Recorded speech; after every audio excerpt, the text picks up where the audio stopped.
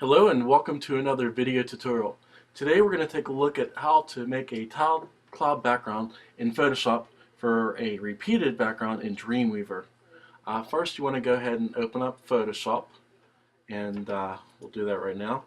And you want to go to File, New, and you'll want to give it a height of 2000. You want it pretty long, and a width about 200.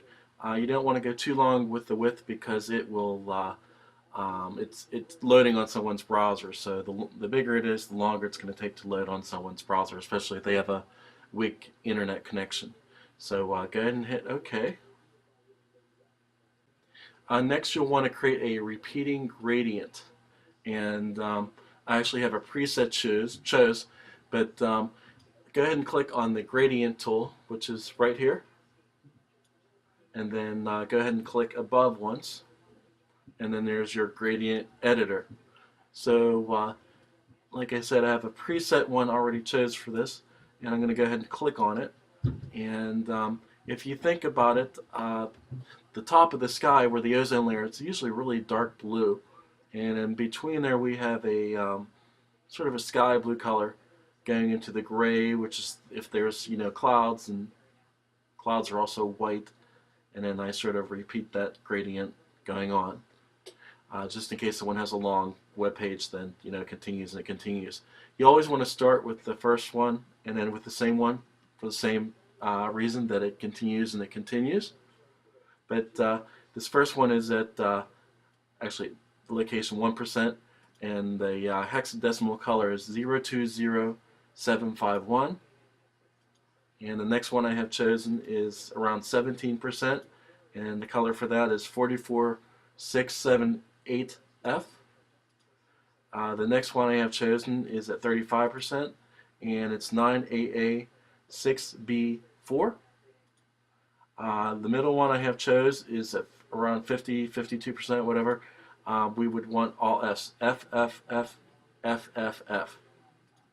And the next one I have is at about 67%, and it's the gray color again, 9AA6B4. And then I have the sky blue, 44678F, and of course that's at 83%. And then the last one I have is at 100%, and it's the same color as the first color, which is 020751. So go ahead and click OK. And the settings on the toolbar should be the first one, which is the linear gradient, and then you want to keep the mode normal and opacity at 0. And I believe for this one, actually, I want to check reverse, but I'm going to go ahead and change the view on this. I can see most of the gradient. Zoom in one. Okay. Let's go ahead and undo this background, and I'm going to insert a new layer that's a new clean layer, and I'm just going to go ahead and delete this white background here. But what I want to do is, while holding Shift, click at the very top and go to the bottom, and there you have your gradient. Next, we will need to have a brush that creates clouds. I suggest going to a site called Brusheasy. I'm going to pull that up in the browser right here, and there we go, Brusheasy. And what you want to do is download this icon to your folder. I guess this would be under Photoshop, and the particular folder would be Photoshop presets and brushes. And so you would want to go ahead and download there.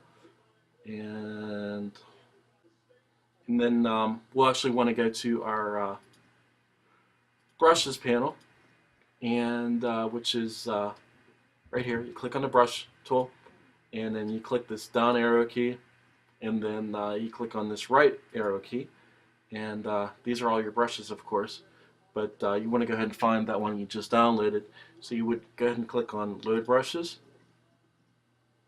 and once again, I got to find this in my application here, and for me it's under Adobe Photoshop Presets and Brushes. and there is our clouds one. So just go ahead and open it, and it should load, and you see all the clouds actually right here. I wonder if I can change the size here so we can all see. Alrighty, so you can see all these different clouds right here. But we want to go ahead and zoom into this gradient first. And that's done by hitting Control Command in the plus. And we want to find a particular brush. First, I should say I want white to be the foreground color because we will be doing this in white. And I actually want to go ahead and create a new layer on top. And so if we go back to our brushes, I'm going to go ahead and choose, you can choose any one. I'm just looking for one that might be relevant. I'm going to choose this one. And I would say a size of 100 would be good for now. And go ahead and go on the outside. And with your right bracket key, you want to make this a little bit larger. And we can keep the opacity about 100% right now. But go ahead and click. And it looks like a cloud now, doesn't it? But what's cool is we're going to change the opacity down a little bit, maybe to about 65%, and grab another cloud. I'm just choosing any random cloud here. So go ahead and click out 64%. I'll put a cloud behind that. And maybe put down one down here too. And then I'm going to actually grab another different one. And as you can see, it's quite large. Reduce the size a little bit, go out here, increase the size, and there we go. So it looks like a bunch of clouds here. And I might put one more layer up here, and we're going to say maybe 24, 25%.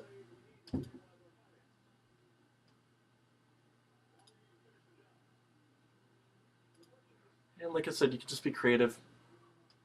But just one other thing that you would want to do, once again, go ahead and grab a random cloud. And what we want to do is, remember you're working with a tiled background here. What I would suggest is 24% probably is good. Go ahead and click once on the one side. Actually, that's a little bit too light. I'm going to increase that to maybe 90%. And there's that line that you see sticking out. It's good that you see where you're keeping your brush at, because we're going to do the other side. So I'm going to click once here, and then if I go to my brush over here, preset, what I want to do is go ahead and hit flip X, and then look, I can do the other side. It sort of does everything in reverse right here. So the cloud, when you tile it, it'll look like it's continuing. And so that would take care of that. And next we want to go ahead and actually merge these two layers. So highlight both of these layers by hitting the shift button, and you want to right click and merge these layers. And right now we actually want to sort of work with the tile effect. So we're actually going to change the size of this canvas and go to Image, Canvas Size, and I'm working with pixels, so I'm going to change this to pixels, and I'm going to change the width to 400. Hit OK, and right now you see it's pretty much double what it was before. And I'm going to go ahead and grab the Move tool, move it over here to the end. And then I'm going to actually copy this. So I'm going to take this layer and drag it to the new file icon. And you want to go ahead and hit Command Control T, and you'll see that selected. And what you want to do is right click and flip horizontal. And now we can go ahead and grab this and set it in there that's perfect.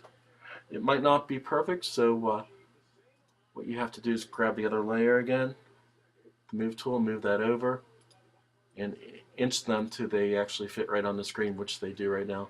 but kind of looks sort of funky in a way. So what I'm actually going to do is merge these two layers together, the same way as we did before with the shift tool. Right click, merge layers, and I'm going to just create a new layer, and I'm going to grab a another cloud from the brushes panel here, and I'm going to go over this because it looks kind of funny. Maybe about 50% might be good. And trying to get rid of that middle part. And if you want, you can also put like a lone cloud in somewhere. But you got to remember you're repeating yourself, so you're going to keep on seeing this repeating and repeating, so you don't want to do too much. You may not even want to put these rows of clouds up here, but of course that's up to you. And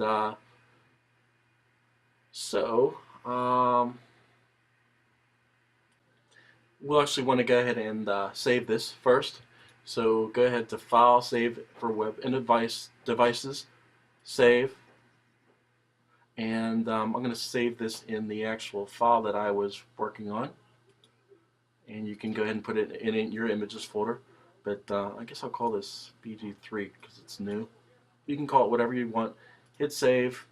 And now we want to go into your Dreamweaver. Open that up. And I'm actually set to where the CSS is. I have a CSS style sheet on. And pretty much my instructions would be to, of course, have a wrapper. And then I have a wrapper here too, like you saw earlier with the white. And then the background image is right here. And so what you'd want to do is after you type body, when you type the background image, you would want to click once.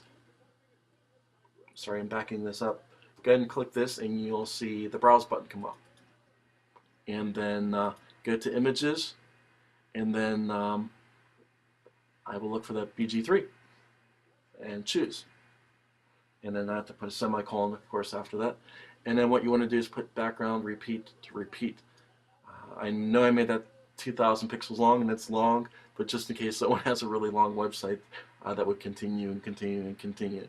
So we'll go ahead and go into design now and take a look. And it's actually not that great, but you sort of get the idea of how that works. That's why I was saying you may want to put less clouds in this. But for practice sake, we'll go back to my original design because I like that much better, and I think that worked better. But you have to do it a few times to play around and see how it works for you.